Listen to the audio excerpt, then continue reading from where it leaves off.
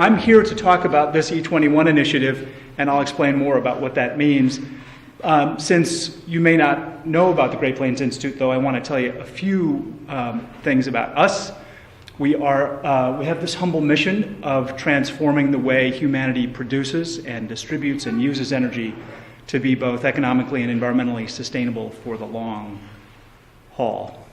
If we finish that, we'll move on to world poverty or fresh water or something else. But for now, we're just transforming the energy system. And in service of that lofty mission, there it is, we really do three main things. We develop better public policy. In a variety of ways, we try to catalyze the demonstration and deployment of the most promising clean energy technologies and practices, including things that cities can do on the ground. And lastly, we aim to be a home for reliable information and I guess what I'll call decision tools, whether you're a leader in the public sector or the private sector, to be an honest broker of the facts, if you will. I think that the thing that maybe distinguishes Great Plains Institute, though, in the nonprofit landscape is not so much that we work on clean energy and climate issues, because there are 1,000,001 really excellent organizations that do that, but rather the way we work, I think, is at least rare, if not unique, and that is that this is on the screen, is sort of the virtuous cycle that we aim to repeat over and over, which is to pick a difficult energy topic, identify all the interests, or many of the interests who need to be involved in solving that problem, and then metaphorically lock them in a room and see if we can't broker a consensus on a path forward. And so that's why I call it this sort of energy diplomacy virtuous cycle that we hope to repeat over and over. And if we're successful, because we're not always successful, but when we're successful in brokering some sort of agreement on a set of solutions, then we work hard to get those put into practice, often with the same interests we were working with, but just as often with others who have not been a part of that process. I'm not going to go through each of these, but I just wanted to say that we work sort of across the waterfront. Sounds funny since I'm talking about energy, but we work on lots of different energy topics at the Institute in these 7 program areas. And this work that I'm going to talk to you about tonight is, we house it in that energy infrastructure piece, but you could put it in lots of different of those buckets. So what is this E21 initiative? E21 stands for a 21st Century Energy System. And on the screen you can see the core partners for this work. It's been the Great Plains Institute, a fellow nonprofit called the Center for Energy and Environment, Minnesota's 2 biggest utilities, Xcel Energy and Minnesota Power, and then George Washington University Law School. And that's kind of an accident of history in a way, but they're based in Washington, D.C., but they have been helping us think about what the federal implications might be if we begin to regulate utilities differently in Minnesota. What are the federal issues we might bump up against? And at a high level, what's the goal of E21? It is to, with this group of stakeholders and others that I'll talk about in a minute, to really think out loud together, and we've been doing this now for a little more than a year, to think out loud together with this very diverse group how we might evolve the way we regulate utilities in Minnesota, and even the business that utilities are in, sort of reimagining what the business model for utilities might look like in the future, so that the way utilities make money in the future is better aligned with achieving a sustainable low-carbon energy system, better aligned with emerging expectations from consumers for cleaner energy and more control over their energy, and in better alignment with the public policy, frankly, that Minnesota has on the books. So that's sort of it at a very high level. In terms of who we have around the table, per that energy diplomacy model that I talked about, we've worked hard to convene a very diverse group of interests. So we have people representing the Chamber of Commerce and representing environmental groups. Eric in the back of the room has been part of this process, representing the Isaac Walton League, people who represent large industrials, people who represent low-income ratepayers, environmental groups, cities. You get the idea. It's a diverse group. This graphic was not produced by the Great Plains Institute, but I think it helps understand why have this conversation right now? Why in history is this a good time to be talking about how we might evolve the regulatory model and how we might evolve the utility business model? This is sort of the double whammy that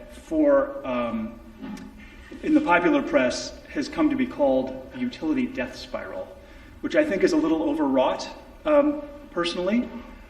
But the idea, the sort of forces that this graphic represents, I think are real. And that is that we're becoming more efficient in our use of electricity, which is the right-hand side of that graph. And the alternatives to conventional grid power, as this group knows better than most, are becoming cheaper and cheaper.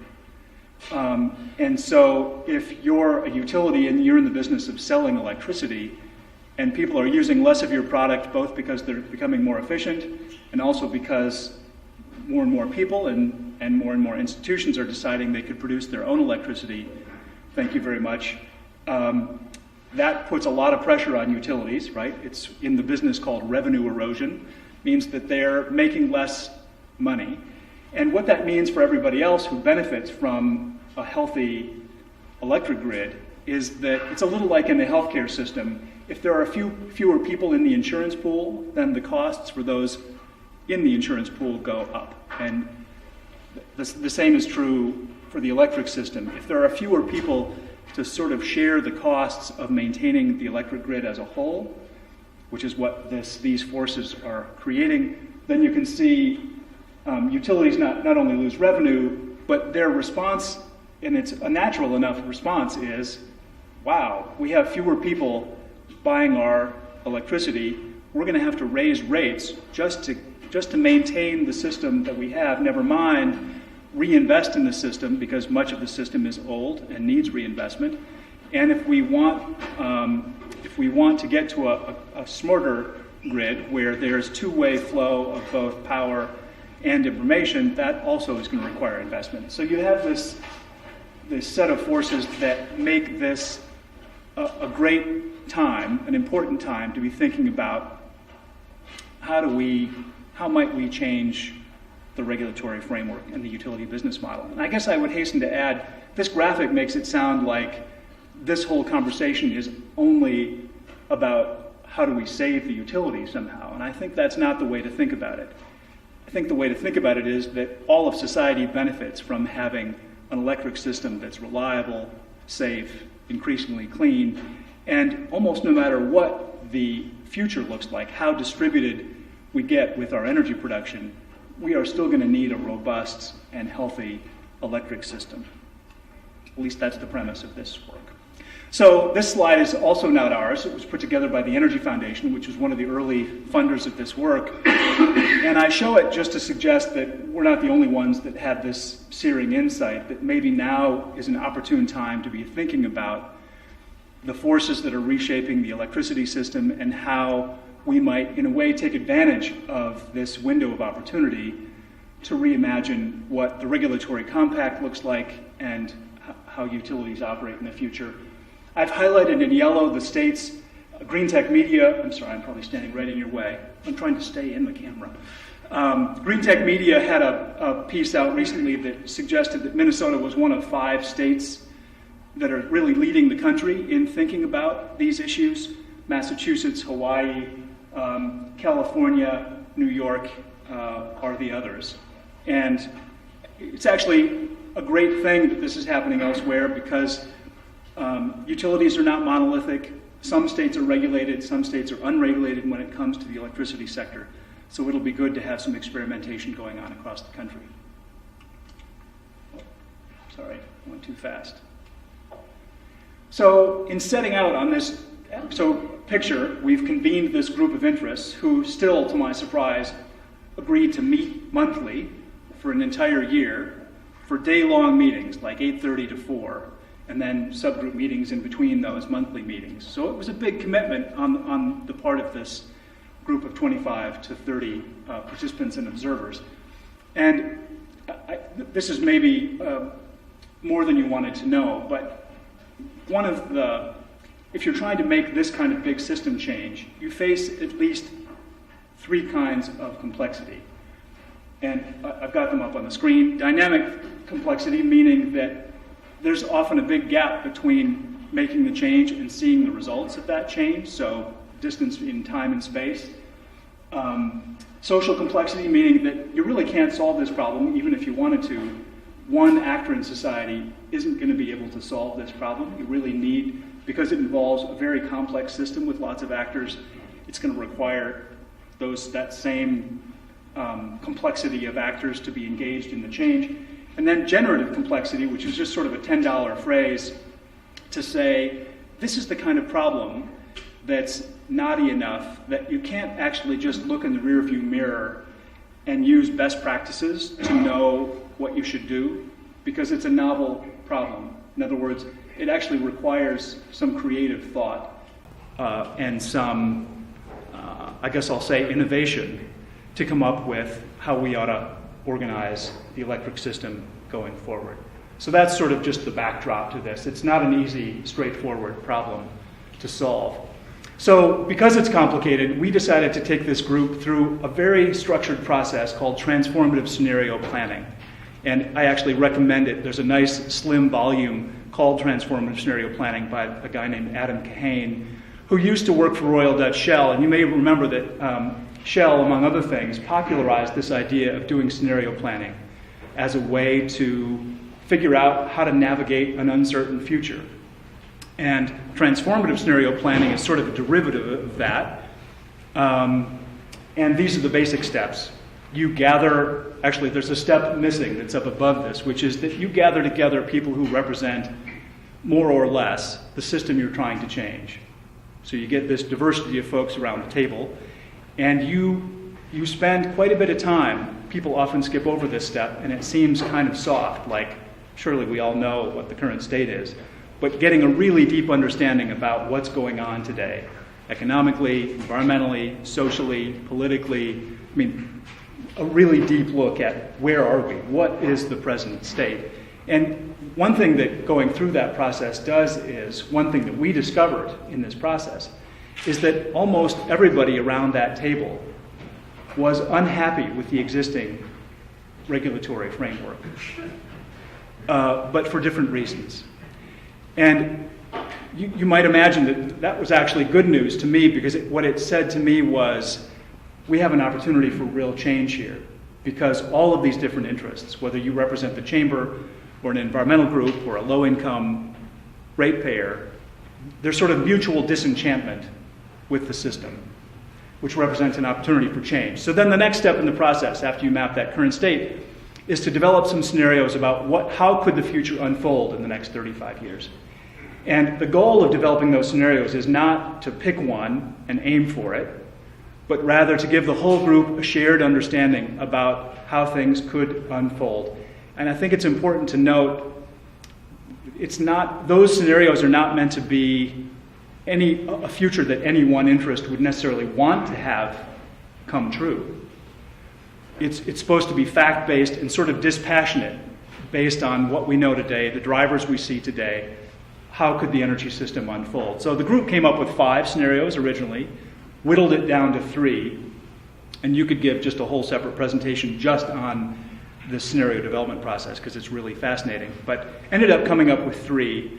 And then really based on that process and that experience, spent since probably mid-summer last summer developing recommendations for how to evolve the regulatory framework in Minnesota and how to evolve the utility business model so that Minnesota would be well positioned and the energy system would be well positioned no matter which one of those futures would come true. Sort of what's the no regrets set of reforms that we might, as a group, promote.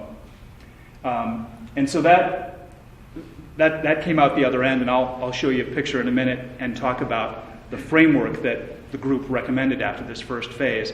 But I want to pause here to talk about these guiding principles. And I'm not going to go through each of them, partly in the interest of time, and also you could read them as fast as I can read them to you. But after going through this scenario development process, instead of asking this very diverse group to come up with some sort of gauzy shared vision about what the energy system might look like in 35 years, which we didn't think would be productive, A, and B, I'm not sure it would have been possible with that group. Instead, we asked them to come up with a set of guiding principles. And the way to think about these is these are what this diverse E21 stakeholder group, these are the things that they thought should characterize any future energy system. So whatever recommendations the group came up with, however the system might evolve, these are the things you would measure that against to know whether or not you succeeded in achieving the kind of system that the group thought would serve us well. So you can see things in there. I mean, some are things that already are meant to characterize the current system, just and reasonable electric rates.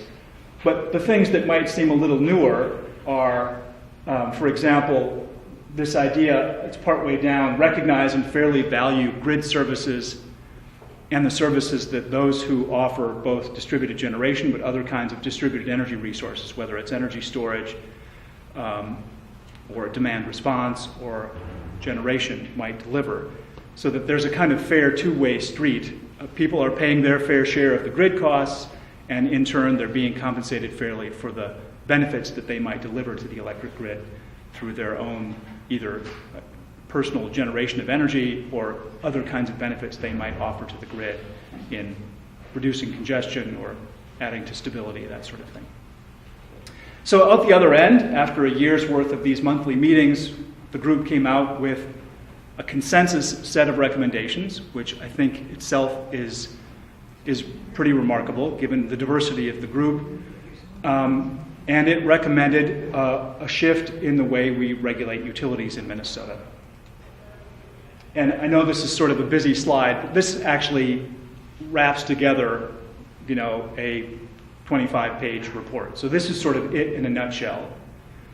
The group is proposing that Minnesota, it's not proposing a new mandate for utilities, but rather a new opt-in regulatory pathway that shifts away from utilities making money just by selling more electricity or building large assets like a power plant or a transmission line and then putting those in the rate base. That's typically how regulated utilities make money today. They either sell more electricity or they build big capital-intensive projects and put those in the rate base. That oversimplifies it a little, but that's pretty much the revenue model. This group is proposing that we shift away from that as the only way utilities make money, and instead allow them to make a fair return by achieving an agreed-upon set of performance outcomes, thus this idea of a performance-based regulatory framework. And the group hasn't decided yet, come to any agreement on exactly what those performance outcomes should be. That's kind of a phase 2 activity. But just this idea that instead of having the incentives be to just sell more and build more, the incentives ought to be for utilities. Utilities ought to see as profitable, helping us all become more efficient, delivering cleaner energy, more like, maybe the way to put the shift is, instead of just being the commodity seller of electrons, they become more like energy service companies or an energy concierge, you might think of them, helping people achieve their energy goals. So another big proposal coming out of this first year is this, and this could get complicated quickly, but right now there's this so-called integrated resource planning exercise, which is actually underway right this minute, where utilities are asked to look out 15 years and think about what the electricity demand is going to be 15 years out, and then what electric generating resources would they need to build in order to meet that demand. And they have to meet the peak demand in any year with a little bit of buffer. So this group is proposing that instead of doing that integrated resource planning process the way it's done today, that we expand it to include more detail on what happens at the distribution level, which is where a lot of the distributed generation, a lot of the activity is happening. and where you can see a lot of change eventually taking place. So, for example, Tom and I were talking beforehand about electric vehicles. You can imagine a future in which there's many more actors on the system producing their own electricity, many more actors on the system plugging in their electric vehicle. So the distribution grid, the part of the grid that connects the transmission lines to all our homes and businesses, that's where a lot of this action is going to take place in the next several decades. And yet, it's not really well integrated into the way utilities now do this integrated resource planning process. So this idea of shifting to an integrated system plan, which might seem like sort of a subtle semantic shift, is actually an important one, and it means that we would be doing planning sort of a more end-to-end from the bulk transmission system down to the distribution system, and be thinking about how could we improve the efficiency of the system as a whole. It turns out that in Minnesota, if you look at all the so-called grid assets, the power plants, transmission lines, distribution lines, transformers, all that, our use of all those assets is at about 55%. So it's sort of like building the parking lot to serve the 5 days of shopping a year. We've built this big system, but we don't fully use it, and we could, and it would potentially save people money. So that's what that first bullet in the green bit means. And then the next one over, that sort of mustard-colored arrow, this idea of not just changing the way utilities plan, but as I said before, changing the way they earn money, so that they come to see as profitable many of the things that society increasingly wishes they would do. Help us become more efficient. So instead of making money just selling more electricity, they would make money helping us use less. And they would become maybe completely agnostic about distributed generation, which sometimes feels like a threat to utilities because under the current model, it's in effect stealing customers, right? If people are producing their own, then the utilities don't get to sell that electricity. But in this sort of system, they would come to see distributed generation as just another option for meeting people's energy needs. And if they were held harmless, if you will, financially, or allowed to earn a profit by helping us exceed efficiency goals, as I said, we haven't decided on what the performance outcomes are, but you can sort of imagine what they might be. There might be a performance outcome on efficiency, on reducing greenhouse gases, on reliability, on restoration at time after storms, etc. And instead they would be, instead of just making money selling more electricity, they would be making money achieving these negotiated outcomes. And then lastly, on the far right, so why would this be good for customers? Why should anybody want this performance-based regulatory approach? I think it's because it's going to give consumers more options, more control over how their energy is produced and how and when they use energy. They'll be able to have more information about how they use it. And I think it's going to make rates more predictable. One of the ideas from this first phase in E21 is that utilities would have a longer time frame, up to 5 years, to sort of manage toward and make investments to help them achieve these agreed upon outcomes. So they'd have a little more running room, and that would also mean that ratepayers would have more predictability over that 5-year period, what's likely to happen to rates. So I have a few more slides on the details of the rate making, of performance-based rate making, but I'm conscious of the time. It's 1:45, and I think I'd maybe like to, since that last slide was really helps you understand what came out of this first year, I think I want to pause there and just take your questions about what all this means and what we've been up to. I will say, I guess before I stop, is just to say the project is now entering phase 2. So the group has met in February to launch this second phase. And I would describe, if phase 1 was coming up with the blueprint of how we might regulate utilities differently and how they might make money differently in the future, phase 2 is building the building. Phase 1 was blueprint. phase 2 is building the building. So what I mean by that is coming up with the kind of implementation detail of how this would work in practice, this new system. Yes? There was legislature last night, and Rick Evans from Excel pointed out their request in the Senate bill, or possibly at the moment, about a 5-year plan for rate making was related to outcome from this.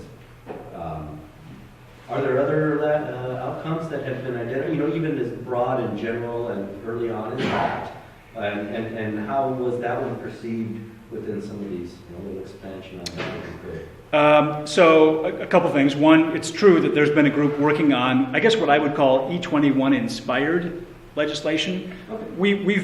We haven't been calling it E21 legislation because this process is a consensus process, and that full E21 stakeholder group has not had the opportunity to sort of vet and weigh in on that legislation. But I think it is fair to say that it's inspired by E21, and that the sort of multi-year performance-based approach that's in that legislation you referenced is very much in keeping with what was recommended by this E21 group. So if your question what other outcomes besides legislation? Are there any others in that early preliminary phase, or what kind of things in this phase 2 are being worked on? Oh, I see. Well, actually, that I think I do. In fact, I'll zoom ahead to that because I did have a slide at the end that shows. These are sort of the big pieces of work for phase 2, which is to. One thing we realized, even though we had representation from regulators on this core E21 group, that we need to do a lot more work to engage the regulatory professionals who manage the existing regulatory framework. So that's sort of job one. I already talked about this integrated system planning proposal, but there's a lot of detail to be worked out on exactly how that would work. How would we do the integrated resource planning differently under this new system, in greater detail?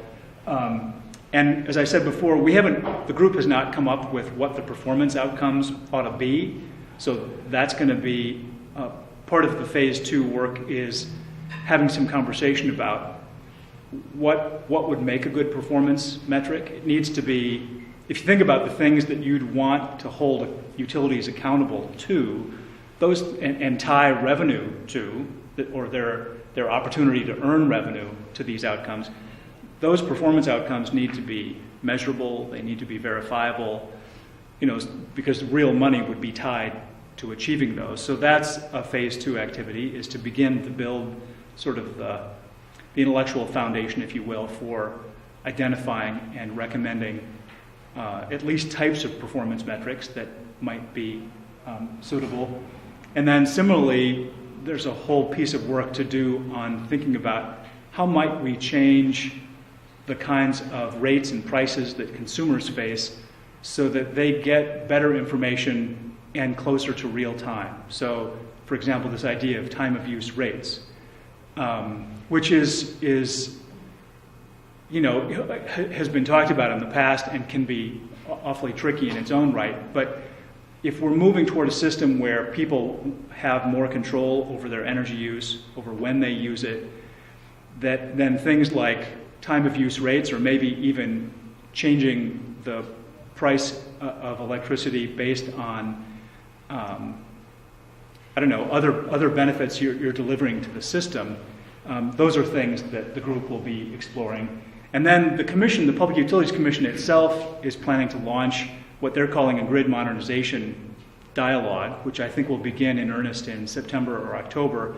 And one of our goals in this E21 effort is to inform that process. So, for example, if we spend more effort on distribution level planning, and we have many more actors on the system, either producing their own electricity or plugging in an electric vehicle, that's going to require a level of sort of detailed and sophisticated planning that and a transparency to that planning that maybe doesn't exist today. So, for example, there's this idea of locational value mapping. I know that's a mouthful, mouthful, but it basically means figuring out where on the grid could adding distributed generation actually do the most good. Where would it yield the greatest benefits for the system as a whole, and to at least understand where those places are. I don't think that would necessarily mean that if you weren't in one of those places, you couldn't put your own, you couldn't add generation, but it might be worth less to the overall system in some places rather than others. So these are sort of the big areas of work that we're expecting in phase 2. Yes, please. You mentioned the death spiral. Would an example of that be paying retail price for say, solar generated electricity, or even higher rates than that, legislated that the utility has to pay for that? But they're actually selling less electricity then, so it's just part of that death spiral? Yeah, I mean, the death spiral idea refers to this idea that two things are happening at once. There's Both. There's a third thing, which is paying for this locally generated power. They're legislated to pay pretty high prices for locally generated power. So not only are they not selling to that place, but they're paying money that has to be covered by the other ratepayers. Well, there is a potential sort of cross-subsidy problem, although I think that quickly gets into the weeds, and it also gets into some controversial weeds. I don't know if you have followed it, but Minnesota has developed this. It's called the value of solar tariff. That's what I'm asking. But that's what you're asking about. I mean, the utility has chosen not to adopt that tariff. The principle that E21 came up with that suggested that there needs to be sort of a fair two-way financial street there, where people who are delivering energy and other benefits to the system need to be fairly compensated. It's a little like value of solar, but I would say sort of writ large.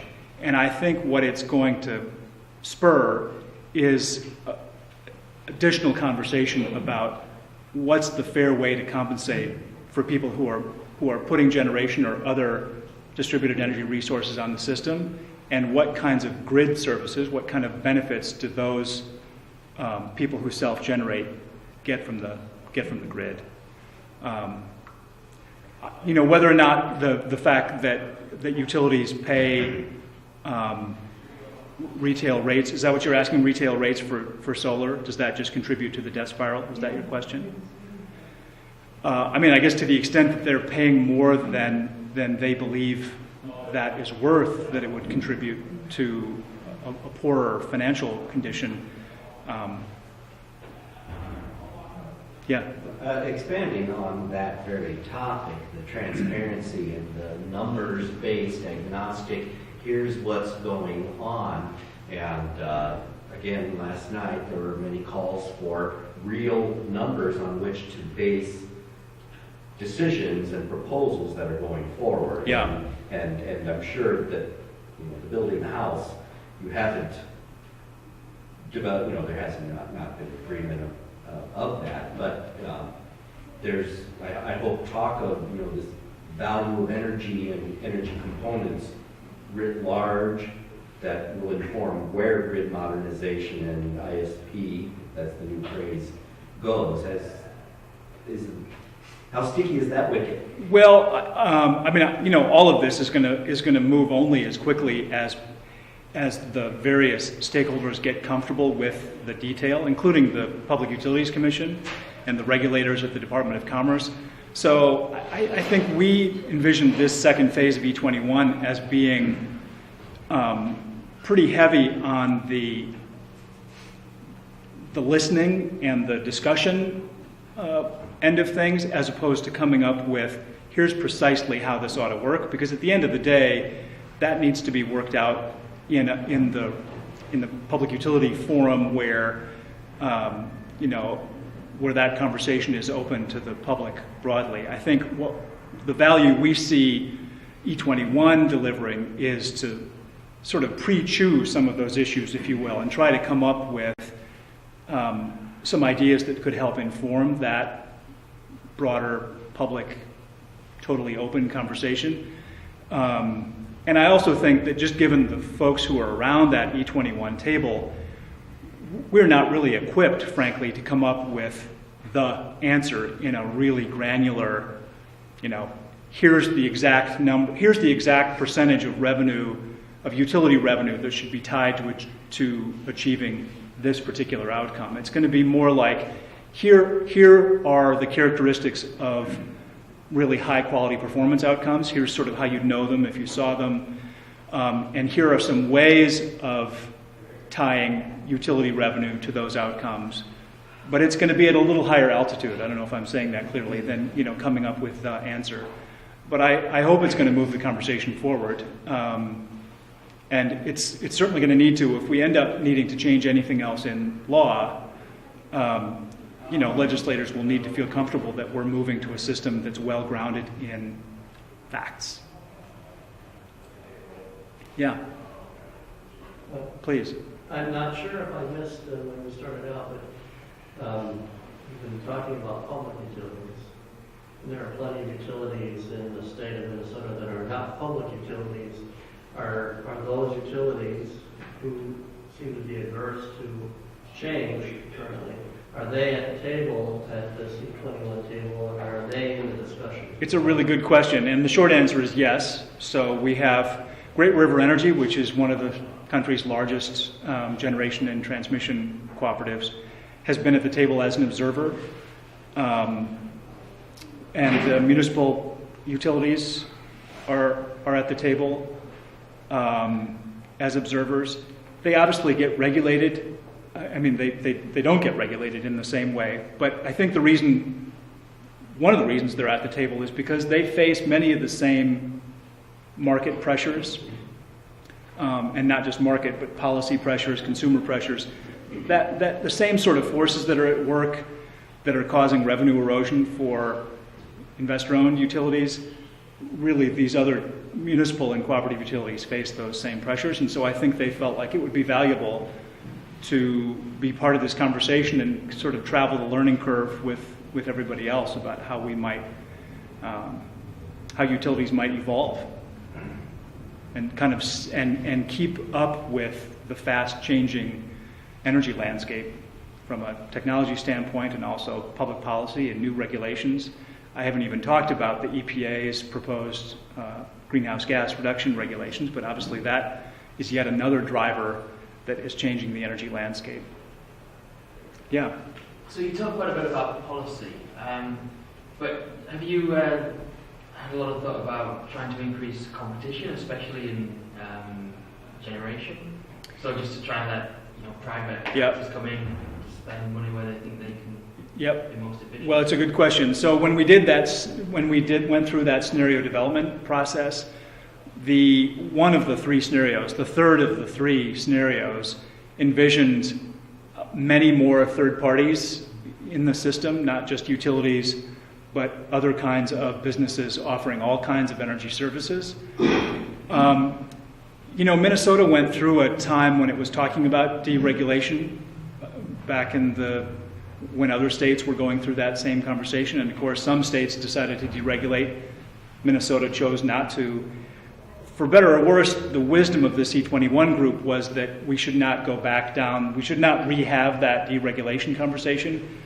Really everybody came to the conclusion that Minnesotans are actually quite well served by a vertically integrated system. At the same time, even the utilities at the table, I think, recognized and said that they can see that as things, as time passes, there will be more third-party actors in the system, and I think what they're hoping for is that this new framework, this performance-based framework, will provide a kind of even playing field. And in fact, it might even be the case that the utilities contract with many of those third parties to actually deliver some kinds of services. So I think there just are going to be more actors. I think the idea of, if your question was, has the group talked about introducing competition at the retail level, as is the case in unregulated states, I would say no. I think more generation.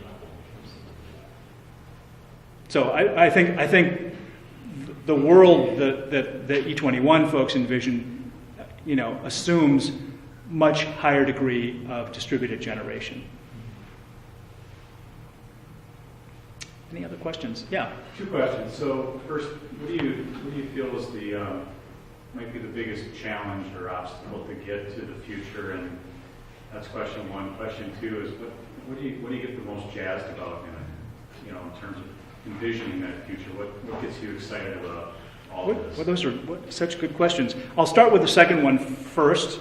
The thing that gets me the most jazzed is that I think a performance-based regulatory approach, framework like this, could really unleash a lot of pent-up entrepreneurial energy, pardon the pun, both on the part of utilities, but also on the part of lots of other actors in society, including individuals and corporations. In other words, I think if you fast forward to a system in which utilities don't feel stuck in a revenue model where the only way they can make a living is selling more electricity or building big things, but instead see a path for themselves where they can stay financially healthy by helping both individuals and other institutions achieve their own energy goals. That's the part that excites me, this future where everybody's sort of pulling on the same end of the rope.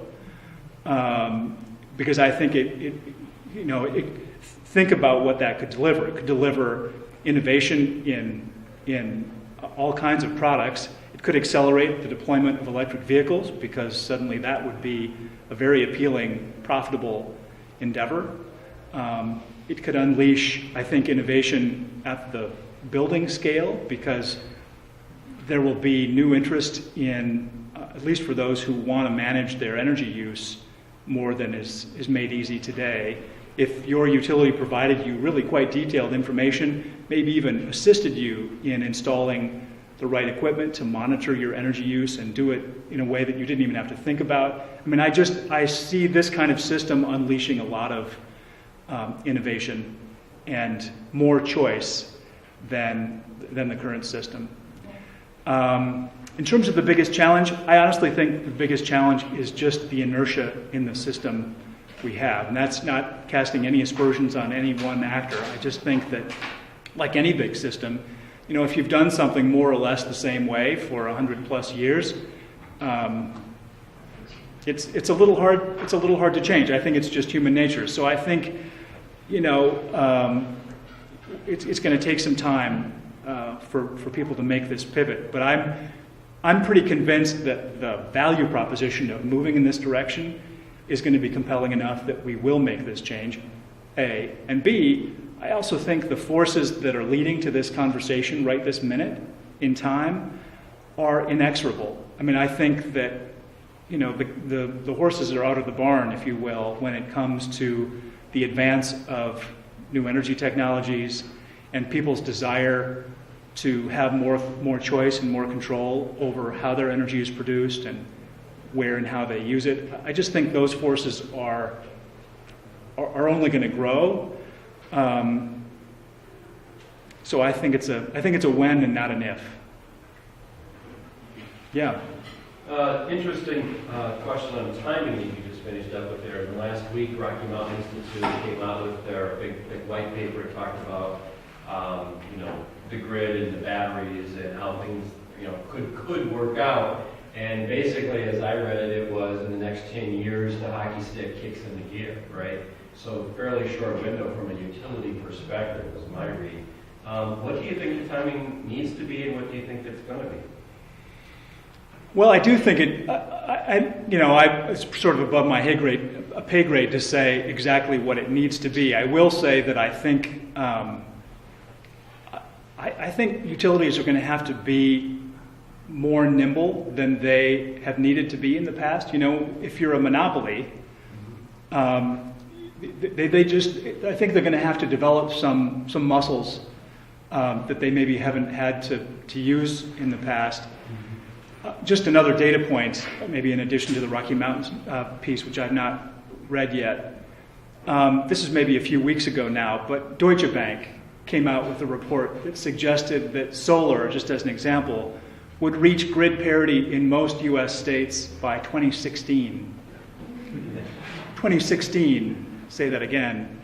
Grid parity meaning that it would be as cheap or cheaper than conventional grid electricity to produce your own from solar. Now, I've not run that report to ground myself, but I don't consider the Germans to be a frivolous people. So if Deutsche Bank, thinks so, then I take that quite seriously. So all to say, I don't think Rome is on fire, but I think that, and I give the utilities in Minnesota great credit actually for being interested in and willing to have this conversation that we're having, because I think they realize that standing still is not a good option.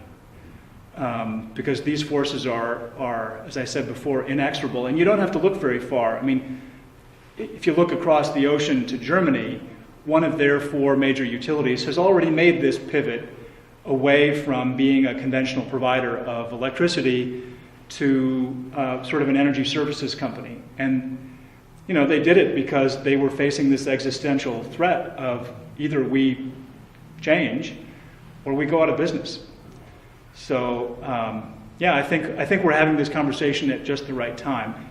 I also give Minnesota credit for having this conversation early, because there are other states that are facing a real problem right now, like Hawaii, where they already have 10 to 20% penetration of rooftop solar, and I think they're not well prepared for that, and I think they're struggling with, in a way, the same conversation, but they're struggling to catch up to events on the ground. And I think we have the opportunity in Minnesota through this process and other conversations, to be thinking ahead. A colleague of mine, actually at the Center for Energy and Environment, Mike Bull, we were talking about this idea of, having it be sort of a Minnesota ethic of trying to think ahead about problems. And he said, maybe it's because Minnesotans are used to preparing for winter. We sort of have this mentality of thinking about, it's going to get cold here in a few months. So metaphorically, I think this process is in a way sort of thinking about winter, although that makes it sound a little dark, and I actually think that the future is very bright. Well, I'm sorry to stop this, but we're running out of time. Yep. Thanks very much. So much.